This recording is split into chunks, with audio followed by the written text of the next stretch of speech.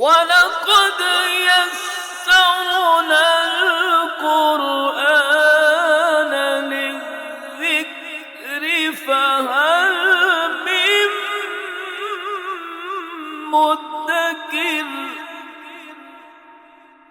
اور حقیقت یہ ہے کہ ہم نے قرآن کو نصیحت حاصل کرنے کے لیے آسان بنا دیا ہے۔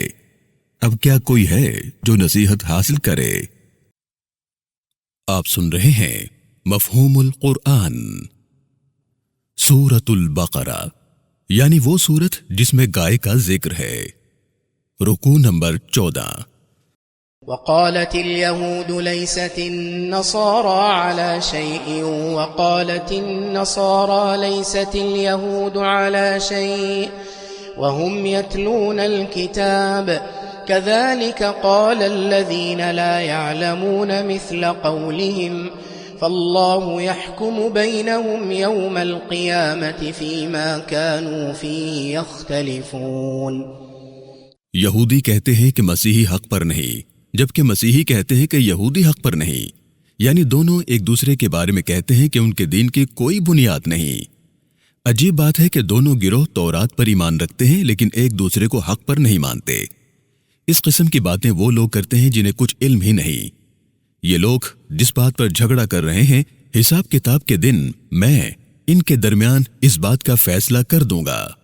وضاحت: تورات میں اللہ کے نبی عیسیٰ ابن مریم علیہ السلام کی آمد کی خبر موجود تھی، لیکن یہودیوں نے انہیں اللہ کا نبی نہیں مانا بلکہ ان کے دشمن ہو گئے، یہاں تک کہ اپنے طور پر انہوں نے عیسیٰ علیہ السلام کو صلیب پر چڑھا کر قتل کر دیا۔ اللہ نے عیسیٰ علیہ السلام کو آسمانوں پر اٹھا لیا اور وہ محفوظ رہے۔ مسیحی تورات پر ایمان رکھتے ہیں لیکن یہودیت کو حق پر نہیں مانتے۔ قرآن کا اشارہ اسی طرف ہے۔ یہودیوں اور مسیحیوں کے ایک دوسرے کو حق پر نہ ماننے کے ذکر کے بعد یہاں ان کی آپس میں دشمنی یاد دلائی جا رہی ہے۔ اللہ یہودیوں، مسیحیوں، مشرکوں، انکار کرنے والوں اور منافقوں کو بتا رہا ہے، حساب کتاب کے دن کا انتظار کرو، سب لوگ جان لیں گے کہ اللہ کے آخری رسول صلی اللہ علیہ وسلم پر ایمان لانے والے ہی حق پر ہیں۔ شان نزول: یہودیوں اور مسیحیوں کے درمیان اپنے اپنے دین کے سچا ہونے پر بحث ہوئی۔ یہودی مسیحیوں کو برا بھلا کہتے رہے اور مسیحی یہودیوں کو۔ ان کی آوازیں بلند ہوئی۔ دونوں گروہ ایک دوسرے سے کہہ رہے تھے، تمہارے دین کی بنیاد کسی اصل بات پر نہیں ہے۔ اس موقع پر یہ آیت مبارکہ نازل ہوئی۔ ومن أظلم ممن منع مساجد الله أن يذكر فيها اسمه وسعى في خرابها أولئك ما كان لهم أن يدخلوها إلا خائفين لهم في الدنيا خزي وَلَهُمْ فِي الْآخِرَةِ عَذَابٌ عَظِيمٌ۔ اس سے بڑھ کر ظالم کون ہوگا جو لوگوں کو مسجدوں میں میرے نام کا ذکر کرنے سے روکے، میری مسجدوں کو آباد کرنے کے بجائے انہیں ویران کرنے کی کوشش کرے۔ مسجدیں ویران کرنے کی کوشش میں ان لوگوں نے اپنے لیے عذاب کمایا ہے۔ حق تو یہ ہے کہ بندگی کے ساتھ مجھ سے ڈرتے ہوئے خود بھی مسجدوں میں داخل ہوں اور دوسروں کو بھی داخل ہونے دیں، لیکن انہوں نے ایسا نہیں کیا۔ اللہ کی مسجدوں کو ویران کرنے اور اللہ کے ذکر سے روکنے پر دنیا میں رسوائی اور آخرت میں بڑا سخت عذاب تیار ہے۔ وضاحت: مسیحیوں نے رومی بادشاہ تیتوس کے ساتھ مل کر سن 80 عیسوی میں بنی اسرائیل کو بیت المقدس میں نماز ادا کرنے سے روک دیا تھا۔ تورات کے نسخے جلا دیے، مسجد کو ویران کر دیا، اس میں گندگی اور مردار پھینک دیا۔ یوں یہودیوں کے لیے بیت المقدس میں عبادت کرنا ممکن نہ رہا۔ شان نزول: مکے کے رہنے والے رسول اللہ صلی اللہ علیہ وسلم پر ایمان لانے والوں پر ظلم و ستم کرتے رہے، وہ مسلمانوں کو بیت اللہ میں عبادت کرنے سے بھی روکتے رہے۔ یہ آیت مبارکہ ان لوگوں کے متعلق نازل ہوئی۔ وَلِلَّهِ الْمَشْرِقُ وَالْمَغْرِبُ فَأَيْنَمَا تُوَلُّوا فَثَمَّ وَجْهُ اللَّهِ إِنَّ اللَّهَ وَاسِعٌ عَلِيمٌ۔ مشرق ہو یا مغرب، شمال ہو یا جنوب، سب رخ میرے ہی ہیں۔ صرف مشرق اور مغرب ہی کیا، اس کائنات میں موجود ہر چیز میری ہے۔ تم جدھر بھی جاؤ گے میری ہی بادشاہت دیکھو گے۔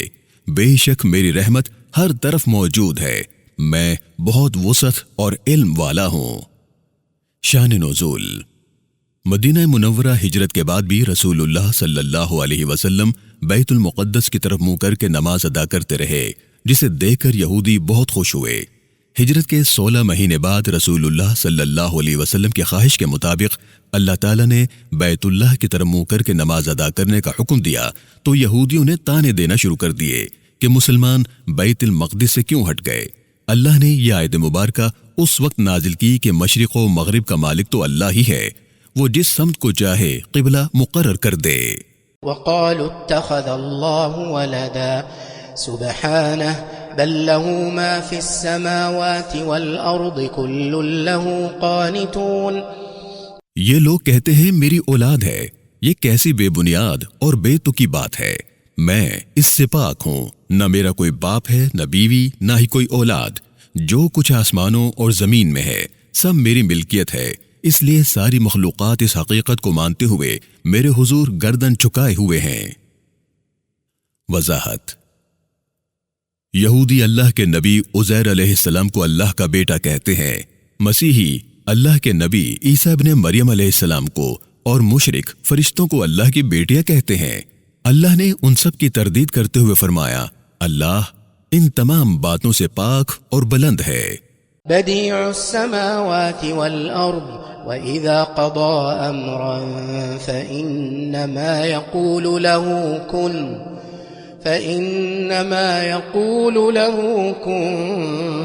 فيكون۔ میں وہ خالق ہوں جس نے آسمانوں اور زمین کو پہلے سے موجود کسی چیز کے بغیر بنایا، یہ میری تخلیق ہے، میں جب کسی بات کا فیصلہ کر لوں تو صرف حکم دیتا ہوں، حکم ملتے ہی وہ کام مکمل ہو جاتا ہے۔ وقال الذين لا يعلمون لولا يكلمنا الله أو تأتينا آية كذلك قال الذين من قبلهم مثل قولهم تشابهت قلوبهم قد بينا الآيات لقوم يوقنون۔ جو لوگ علم نہیں رکھتے وہ اعتراض کرتے ہیں کہ میں ان سے براہ راست کلام کیوں نہیں کرتا۔ ان میں سے کچھ یوں کہتے ہیں، اللہ نے ہمارے پاس کوئی ایسی نشانی کیوں نہیں بھیجی جیسی اپنے آخری رسول کے پاس بھیجی ہے۔ میرے رسول سب گمراہوں کے دل ایک جیسے ہوتے ہیں، یہ لوگ میرا انکار کرتے اور ایسی باتیں بناتے ہیں جن کا کوئی وجود ہی نہیں۔ ان سے پہلے لوگوں نے بھی ایسی ہی باتیں کیں، وہ لوگ بھی ایسے ہی اعتراض کرتے رہے۔ ہم نے تو حق کی نشانیاں کھول کھول کر بیان کر دی ہیں۔ حقیقت یہ ہے کہ ہماری بھیجی ہوئی نشانیوں کو یقین والے ہی سمجھتے ہیں۔ ہماری نشانیاں دیکھ لینے کے بعد بھی انکار کرنے والا تو صرف اپنا نقصان کرتا ہے۔ وضاحت: قریش مکہ اعتراض کرتے تھے کہ اللہ نے ہم میں سے کسی کو اپنا نبی کیوں نہیں بنایا، ہمارے کسی سردار کو نبی بنایا ہوتا۔ عبداللہ بن امیہ مخزومی نے رسول اللہ صلی اللہ علیہ وسلم سے کہا، آسمان سے ایسی کتاب لا دو جس میں لکھا ہو رب العالمین کی طرف سے ابن امیہ کی طرف، تو میں یقین کر لوں گا کہ تم اللہ کے رسول ہو۔ شان نزول: عبداللہ بن امیہ اور دوسرے قریشی سرداروں کا اعتراض اس آیت کے نزول کی وجہ بنا۔ رافع بن حرملہ نے رسول اللہ صلی اللہ علیہ وسلم سے کہا، اگر تم اللہ کے رسول ہو تو اس سے کہو کہ وہ ہم سے بات کرے جسے ہم سن سکے۔ اس کے جواب میں اللہ رب العالمین نے یہ آیت مبارکہ نازل فرمائی، اِنَّا أَرْسَلْنَاكَ بِالْحَقِّ بَشِيرًا وَنَذِيرًا وَلَا تُسْأَلُ عَنْ أَصْحَابِ الْجَحِيمِ۔ میرے رسول، ہم نے آپ کو ایمان لانے اور نیک عمل کرنے والوں کے لیے خوشخبری دینے اور حق کا انکار کرنے والوں کے لیے عذاب سے ڈرانے والا بنا کر بھیجا ہے۔ آپ ان تک ہمارا پیغام پہنچانے کا کام بہترین انداز میں کر رہے ہیں۔ آپ کی بات نہ مان کر یہ لوگ اپنے کیے کہ خود ذمہ دار ہیں۔ آپ کی ساری کوشش کے باوجود ایمان نہ لانے والے جہنمیوں کے بارے میں ہم آپ سے کوئی سوال نہیں کریں گے۔ وَلَن تَرْضَىٰ عَنكَ الْيَهُودُ وَلَا النَّصَارَىٰ حَتَّىٰ تَتَّبِعَ مِلَّتَهُمْ قُلْ إِنَّ هُدَى اللَّهِ هُوَ الْهُدَىٰ وَلَئِنِ اتَّبَعْتَ أَهْوَاءَهُمْ بَعْدَ الَّذِي جَاءَكَ مِنَ الْعِلْمِ مَا لَكَ مِنَ اللَّهِ مِن وَلِيٍّ وَلَا نَصِيرٍ۔ یہودی اور مسیحی اس دین سے ہٹ چکے ہیں جو میں نے انہیں دیا تھا۔ میرے رسول پر ایمان لانے والو، یہودی اور مسیحی تم سے راضی نہیں ہوں گے جب تک کہ تم سچا دین چھوڑ کر ان کے دین کی پیروی شروع نہ کر دو۔ میرا دیا ہوا سچا دین ہی حقیقت میں سیدھا راستہ ہے، سچے دین کی پیروی ہی کامیابی ہے۔ علم آ جانے کے بعد اگر تم نے انکار کرنے والوں کی خواہشوں کی پیروی کی تو تمہیں میری ناراضی سے بچانے والا کوئی نہیں ہوگا۔ ایسا ہرگز نہ کرنا، ایسا کرنے کی صورت میں تم بھی نقصان اٹھانے والوں میں سے ہو جاؤ گے۔ الذين آتيناهم الكتاب يتلونه حق تلاوته أولئك يؤمنون به ومن يكفر به فأولئك هم الخاسرون۔ ایسے لوگ جنہیں ہم نے تورات دی اور وہ ہدایت پر قائم رہے، یہ لوگ اللہ کی آیتوں کو بدلتے ہیں نہ ہی چھپاتے، تورات کی تلاوت اس طرح کرتے ہیں جیسے تلاوت کرنے کا حق ہے۔ یہ لوگ قرآن پر بھی ایمان لاتے ہیں، یقیناً یہی کامیاب ہیں۔ تورات کے ماننے والوں میں سے جو قرآن کا انکار کرتے ہیں وہ لوگ ناکام اور نقصان اٹھانے والے ہیں۔ وضاحت: یہاں یہودیوں کے ان لوگوں کا ذکر کیا جا رہا ہے جو تورات پر مکمل عمل کرتے رہے۔ یہی لوگ نیک عمل کرنے والے اور رسول اللہ صلی اللہ علیہ وسلم پر ایمان لائے ہیں۔ ان میں عبداللہ بن سلام سب سے نمایاں ہے۔ رسول اللہ صلی اللہ علیہ وسلم نے بتایا جنت میں جانے والا 10واں شخص عبداللہ بن سلام ہوگا۔ آگہی: یہاں سورۃ البقرہ کا 14واں رکوع مکمل ہو گیا ہے۔ اس رکوع میں 9 آیات بینات ہیں۔ اب ہم سورۃ البقرہ کے اس رکوع میں آنے والے نئے الفاظ اور اصطلاحات کو سمجھنے کی کوشش کرتے ہیں۔ تلاوت: اللہ کی نازل کردہ کتابیں سمجھ کر پڑھنا تلاوت کہلاتا ہے۔ اللہ رب العالمین یہ لفظ تورات، دوسری الہامی کتابوں اور قرآن کریم کے لیے استعمال کرتا ہے۔ قرآن کے نازل کرنے کا مقصد لوگوں کو دنیا میں رہنے کے طریقے سکھانا اور ایمان بتانا ہے۔ قرآن کو سمجھے بغیر پڑھنا اس کے نازل ہونے کا مقصد پورا نہیں کرتا۔ زندگی کے ایک ایک لمحے کے لیے قرآن میں ہمارے لیے رہنمائی موجود ہے۔ ہمیں قرآن سمجھنا چاہیے، خواہ اس کا کتنا ہی تھوڑا حصہ کیوں نہ ہو۔ تیتوس سیزر 71 عیسوی سے 81 عیسوی تک روم کا بادشاہ رہا۔ تیتوس نے اپنے والد کے زمانے بادشاہت میں 76 عیسوی میں یروشلم پر حملہ کر کے اسے تباہ کر دیا۔ اس جنگ میں بے شمار یہودی مارے یا قیدی بنا لیے گئے۔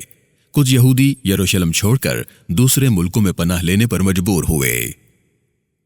عبداللہ بن سلام: حسین بن سلام مدینہ منورہ میں رہنے والے بہت بڑے یہودی عالم تھے۔ آپ کا تعلق بنی قینقاع سے ہے۔ رسول اللہ صلی اللہ علیہ وسلم ہجرت کے دوران قبا کے مقام پر پہنچے تو یہ رسول اللہ صلی اللہ علیہ وسلم سے ملنے آئے۔ حسین بن سلام نے بتایا، میں نے رسول اللہ کو دیکھتے ہی کہا یہ چہرہ کسی جھوٹے کا نہیں ہو سکتا۔ حسین نے آپ سے 3 سوال پوچھے اور جواب ملنے پر ایمان لے آئے۔ آپ 79 سال کی عمر میں ایمان لائے۔ رسول اللہ صلی اللہ علیہ وآلہ وسلم نے ان کا نام بدل کر عبداللہ رکھ دیا۔ یوں حسین بن سلام ایمان لا کر عبداللہ بن سلام ہو گئے۔ یہودیوں میں سب سے پہلے ایمان لانے والے عبداللہ ہی ہیں۔ عبداللہ کے ایمان لانے پر اللہ نے وحی بھیجی۔ رسول اللہ صلی اللہ علیہ وسلم نے کہا جنت میں داخل ہونے والا 10واں شخص عبداللہ بن سلام ہے۔ عزیر علیہ السلام: اللہ کے نبی عزیر علیہ السلام بنی اسرائیل میں بھیجے گئے۔ آپ کا پورا نام عزیر بن جروہ بن سویرق ہے۔